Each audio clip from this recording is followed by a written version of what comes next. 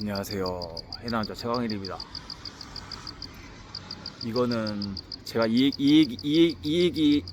썰을 하나 풀 건데, 지금 말하는 이 썰은 물론 여러분들이 보기에는 그냥 조현병 환자가 가지고 있는 환청의 증상인데, 나는 개인적으로 물론 병으로서 환청을 듣지만 환청을 통해서 하루하루 성장해 온 사람이거든요.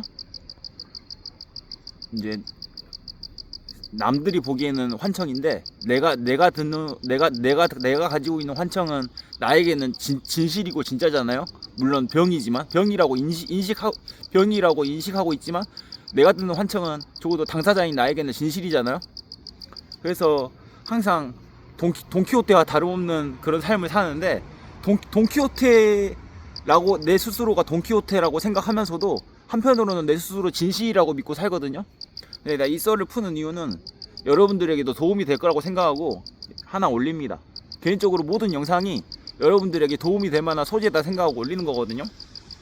근데 이 썰을 푸는 이유는 개인적으로 내가 이거를 내 스스로 죄송합니다, 감사합니다, 고맙습니다 하고 고개를 숙이게 된 계기 중에 하나인데, 이게 사람이 태어난 이유가 있다라는 거를 이제 내가 뒤늦게 알았거든요. 사람마다 가지고 있는 소명이란 게 있는 것 같아. 여러분들은 공감이 안 될지 몰라도 저는 많이 느끼거든요.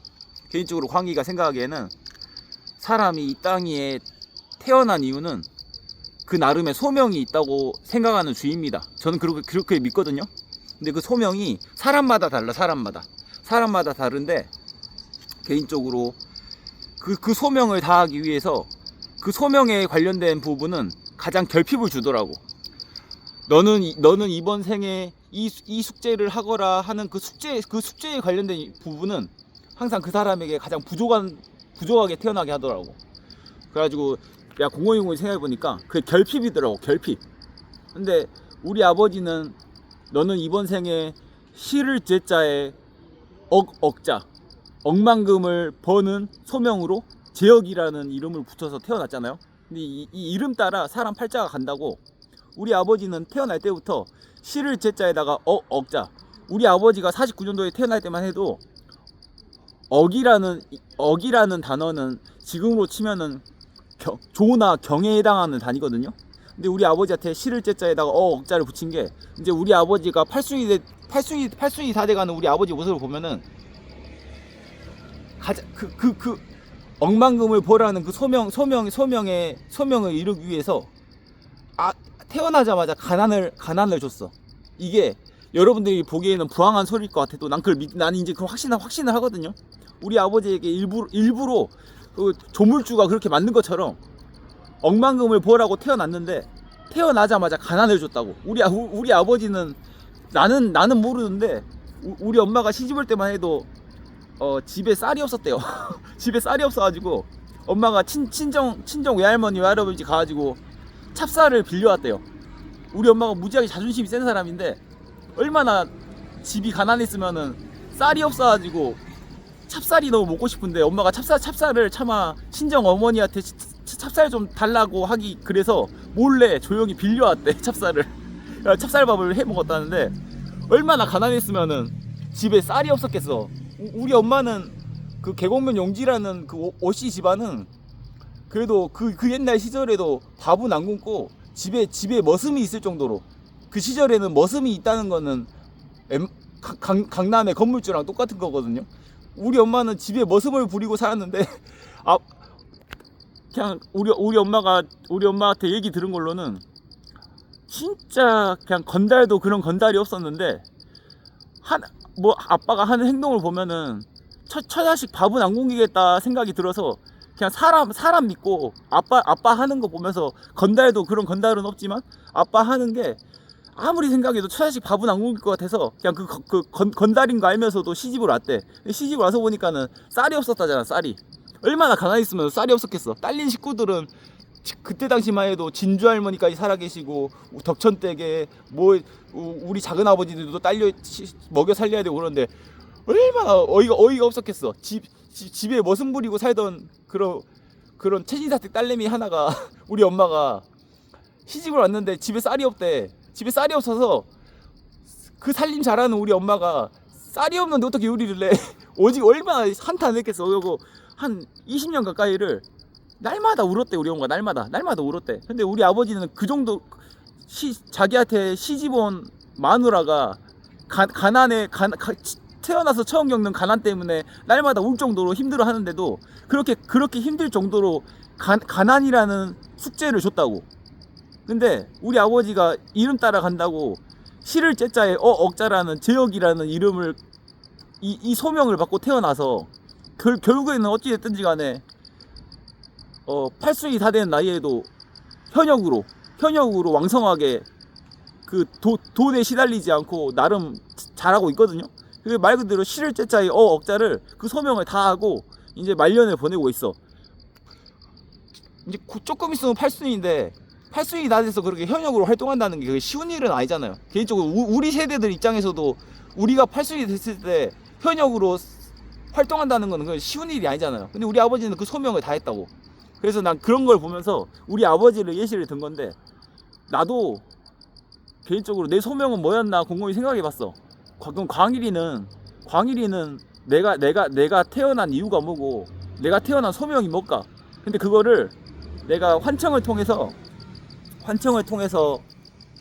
한 해창 막걸리 다닐 때 한 올해 한 7월경에 환청을 들으면서 내가 고개를 숙였어. 이 고개를 숙였다는 말이 뭔 말이냐면은, 광일이의 소명은 단 한 번이라도 고개를 숙여라 하는 소명인 것 같아. 내 생각엔 그래요. 단 한 번이라도 고개를 숙여라. 태어나자마자 돈 걱정 안 했지. 태어나자마자 나는 아쉬운 게 없는 삶이라는 그런 결핍을 받았거든요. 하나라도 아쉬워야, 배고픔이라도 알고 결핍이라도 알아야 아쉬운 게 있어야 열심히라도 하려는 의욕이 생기고, 이것만큼은 내가 극복하겠다 하는 우리 아빠처럼 가난이라는 결핍이라도 있어야 돈을 내가 벌어야겠다는 그 욕심이라도 생기지. 나는 아쉬운 게 하나도 없는 사람이었거든요. 돈이 많을 때나 적을 때나 아쉬운 게 하나도 없었어. 근데 그게 내 소명이더라고. 내가 딱 그 7월 달에 고개를 환청해서 들은 그 누군가의 목소리에, 나는 개인적으로 그거를 내 스스로는 하나님의 음성이라고 생각하는데, 내가 하나님의 음성을 많이 안 들었어요. 진짜 중요한 포인트에서만 목소리를 한두 번 들려주더라고. 지금까지 전체 밸런스에서 내가 하나님이라고 생각하는 그 사람의 음성을 들은 게 총 합쳐서 한 3-4번밖에 안 돼. 나머지 환청들은 그냥 다 잡음들이고. 근데 그분께서 그러더라고, 나한테. 이제 올해 한 7월달? 한 7월 중순경에 들은 소리인데, 막걸리를 막 생산하고 있는데 나한테 그러더라고. 살고 싶느냐 아쉽느냐, 딱 이 질문을 3번 하더라고. 꼭 하나님 음성은 내가 들을 때는 꼭 3번씩 말하더라고. 3번의 기회는 줘. 3번을 기회를 줬는데도 답을 안 하면은 이제 왠지 내가 지옥에 갈 것 같은 그런 느낌이 들어. 그래서 그분께서 말씀하실 때마다 나는 꼭 어지간한 환청에는 1절 묵음으로 대답을 안 하는데, 그분이 말하는 거에 있어서만큼 대답을 해. 근데 그분께서 7월 중순경에 그러더라고. 살고 싶느냐 아쉽느냐, 이거를 한번 물어보더라고. 근데 내 자존심에 아쉬운 거 없다는 그 고집 때문에 내가 대답을 안 했어. 한 번 더 물어보더라고. 살고 싶느냐. 그래도 대답을 안 했어. 내 자존심에 아쉬운 게 없다라는 내 고집 때문에 하고 한 번 더 물어보더라고. 살고 싶느냐. 그래 물어보길래 내가 진심으로 눈물이 핑 도는데도 내가 일하는 와중이어가지고 괜히 일하다가 혼자 눈물을 흘리고 있으면 정신병자 취급받을까봐 눈물을 꾹 참고 살고 싶습니다 그랬어. 내가 살고 싶습니다.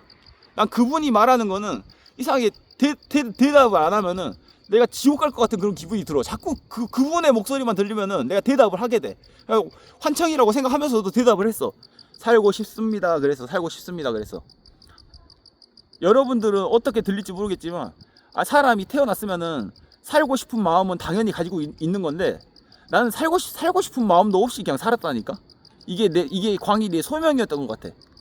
살고 싶은 마음, 아쉬운 마음, 서운한 마음, 이거를 깨달으라고 이번 생에 태어났어. 나는 여러분들이 듣기에는 사람이 태어났으면 당연히 당연히 살고 싶은 욕심이 있고 하고 싶은 것도 많아야 되고 당연히 욕심이 있어야지. 태어났는데도 왜 사는지도 모르고 욕심도 없고 그러는 게 비정상이잖아. 태어났는데도 살고 싶은 생각도 없고 그 비정상이잖아. 나는 그거를 못 가지고 태어난 사람이라고. 공공연히 생각해보니까 내 이름이 빛광의 한일이잖아. 주위에선 다들 나한테 권유를 하더라고. 한일자의 그 한문을 나릴로 바꾸라고. 한일이라는 이름은, 빛광의 한일이라는 이름은 사람 이름에다가 붙일 이름이 아니라고. 정 이름을 바꾸기 싫으면은 일자를 한일자에서 나일자로 바꾸자고 주위에서 그렇게 권유를 하더라고. 근데 안 바꿨거든요. 안 바꿨는데 내 이름을 생각해 보면은 이름 따라 간다고 입력이 없이 출력만 하는 인생이야. 하나의 빛이잖아. 아무 의미가 없어. 그냥 빛을 발산하라는 의미야. 입력이 없이 그냥 출력만 해야 되는 인생이야. 출력은 잘해. 근데 입력은 잘 안 해. 근데 이 입력을 안 하니까, 입력이 없이 출력만 하니까 뭐 아쉬운 것도 없고 서운한 것도 없는 거야. 남들은 출력을 하려면은 출력할 만큼 입력을 하고 출력을 하는데 나는 입력값도 없이 계속 출력만 해. 출력만 하고도 계속 에너지가 넘쳐. 아무리 뽑아내고 또 뽑아내도 계속 에너지가 넘쳐. 그러니까 자연스럽게 태어날 때부터, 어렸을 때부터 지금까지 줄곧 아쉬운 것도 없고 서운한 것도 없고, 굳이 입력을 안 해도 출력을 할 수 있으니까 뭐 아쉬운 것도 없고 서운한 것도 없고 뭐 어려운 것도 없고 뭐 쉬운 것도 없고 그냥 뭐 감흥이 없어. 사는 것 자체에 감흥이 없어. 그렇게 살았는데 내가 그분의 음성에서 마지막 기회를 준 것 같아. 나한테 이번 생에 너에게 준 소명이 살고 싶은 마음, 아쉬운 마음, 서운한 마음, 최소한 인간으로서 가져야 될 그 기본적인 소양에 대해서 너가 이제는 그걸 깨달았느냐고 질문을 하는데, 내가 그분께서 진짜로 그러더라고. 살고 싶느냐, 서운하느냐, 이 마지막 관문이 나의 소명이었던 거야. 그리고 그러고 나서 생각해보니까 그분의 음성을 들으니까, 근데 그분이 하나님인지 아닌지는 모르는데 그분의 음성을 들을 때마다 내 마음속에 있는 본연의 뭐라 해야 될까, 숨겨서는 안 되는 그 본질에 대해서 말을 하게 되더라고. 일반적인 사람들이 어디 내가 모시는 어머니 스님이라든가 목사님들이 그렇게 질문을 하면은 나는 당연히 내 고집대로 뭐 장난으로 넘어가든가 모르는 체 하고 그런 거 생각 안 한다고 그냥 거짓말을 칠 건데, 그분이 딱 살고 싶느냐 아쉽느냐 하면서 이렇게 3번의 기회를 주는데, 내가 여기서 거짓말 하면은 내가 그 순간 내가 지옥에 갈 것 같고, 그 순간 내가 어떻게 될 것 같아. 그게 그분의 음성의 특이한 힘이더라고. 그분이 말할 때마다 거짓말을 하면 안 될 것 같아. 있는 그대로 사실대로 허심탄회하게 얘기를 해야 돼. 그래서 내가 딱 그분의 음성을 듣는데 한 3번을 물어보시는데, 3번째 질문에 내가 그 사이 동안에 굉장히 고심을 했는데 진심으로 살고 싶더라고. 내가 거짓말을 하면 안 돼. 살고 싶은 생각이 없는데 살고 싶다고 할 수도 없는 거고, 살고 싶은데도 살기 싫다고 할 수도 없어. 그분의 음성에는 거짓말을 할 수가 없어. 난 그래서 사후세계에 대해서 나름 느끼거든요. 사후세계에서는 어떠한 변명도 거짓말도 할 수 없다라는 걸 난 대충 알아. 그분이 딱 물어보는데 진심으로 내가 살고 싶다는 생각이 들더라고. 그때 알았어. 이제 내가 좀 철이 들었구나. 그분의 마지막 질문이 인제서야 비로소 나의 소명대로 나의 소명을 이루게끔 그렇게 힘을 주는구나. 그걸 느꼈거든요. 근데 나는 여지껏 입력값도 없이 출력만 하고 살았는데 아쉬운 게 없었다고. 근데 그분이 딱 질문하는데 내가 아쉬운 게 없다라는 고집을 버리게 되더라고. 서운한 게 없다는 고집을 버리게 되고, 욕심이 없다는 고집을 버리게 되더라고. 버리고 나서 살고 싶습니다 하고 내가 막걸리 생산하는 와중에 살짝 고개를 숙였어. 남들 모르게 고개를 숙이고 죄송합니다 그랬어. 죄송합니다, 살고 싶습니다. 그게 내 소명이었더라고. 나는 여지껏 내가 아쉬운 게 없다라고 믿고 살았는데 내가 살고 싶은 마음이 있더라고. 그때 알았어. 내가 살고 싶은 사람이고, 평범한 사람이고, 하고 싶은 것도 많고, 꿈도 많고, 이루고 싶은 것도 많고, 내가 평범한 사람이구나. 그때 알았어. 나는 내가 인간인데도 인간의 길 포기하고 살았거든요. 근데 그 마지막 질문이 나에게 답을 주더라고. 나 평범한 사람이구나. 나 그냥 인간이구나. 하고 싶은 게 많구나. 이루고 싶은 것도 많구나. 꿈도 많구나. 그때 알았어. 인간의 길 포기하고 살아다가 이제 인간됨을 느꼈어. 이게 내 이름 석자의 소명이더라고. 인간됨을 알아라 그러고 사람으로 태어난 본분을 지켜라 그러고 인간됨이라는 게 뭔지를 깨달아라 하고 이번 생에 태어났더라고. 아쉬운 게 없다고 계속 고집 부리다가 이제야 알았어. 그때 올해 7월 중순경에 그분께서 질문 하나 던지는 것만으로 내가 알았어. 살고 싶느냐 하는데 한 고집 부리다가 세 번째 질문에 여기서 답 안 하면 나 진짜 지옥 가겠구나 생각 들어서 살고 싶습니다 고개 숙였어. 그게 내 소명이더라고.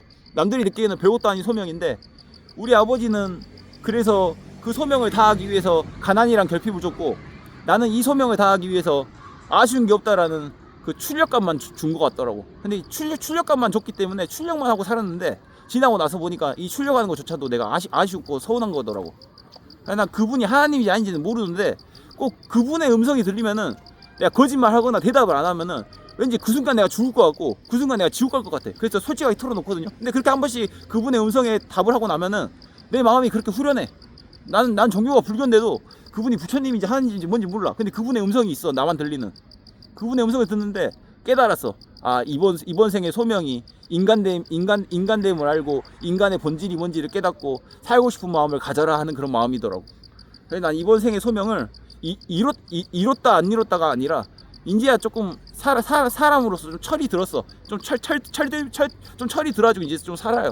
아직도 오도 방정이고 지랄 방정이고 요도 방정이고 지랄 방정맞게 사는데 그래도 지랄 방정 맞는 와중에도 이제는 좀 철이 들었어. 그래서 오늘 그 영상 찍습니다. 감사합니다. Bye. See you later.